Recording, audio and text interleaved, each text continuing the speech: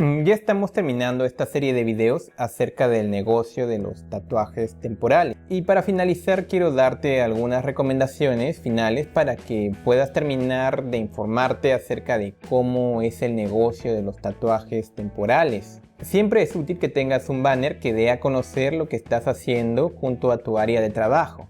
También es importante que tengas un mostrario donde la gente pueda ver los diseños de los que dispones. Uno que puedan ver toda la gente y otro que le muestres a tu cliente en sus manos para que puedas ayudarlo a elegir. Es muy importante que tengas un sitio donde puedas trabajar cómodamente y hacer y sentir igual a la gente. Trata de conectarte con la gente e inspirarla. Gánate la confianza de tus clientes y hazlos sentir apreciados. Si dominas esas 4 cosas, la haces linda. Posiblemente también verás a gente que esté haciendo lo mismo por precios de 5 soles o menos. No te preocupes por eso, preocúpate por competir en calidad y dar valor a tus clientes.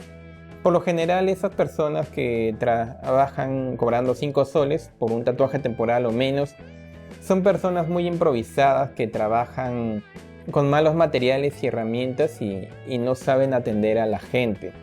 Si trabajas bien y te preocupas por hacer sentir bien a tus clientes, van a venir y van a pagar porque se darán cuenta de que tú ofreces valor en comparación a esas personas que cobran menos y trabajan en forma improvisada. Preocúpate por competir en calidad y no en precio. Bueno, espero que esta serie de videos que hice sobre el negocio de los tatús temporales haya sido del agrado y utilidad para todos ustedes, y conmigo va a ser hasta otra ocasión.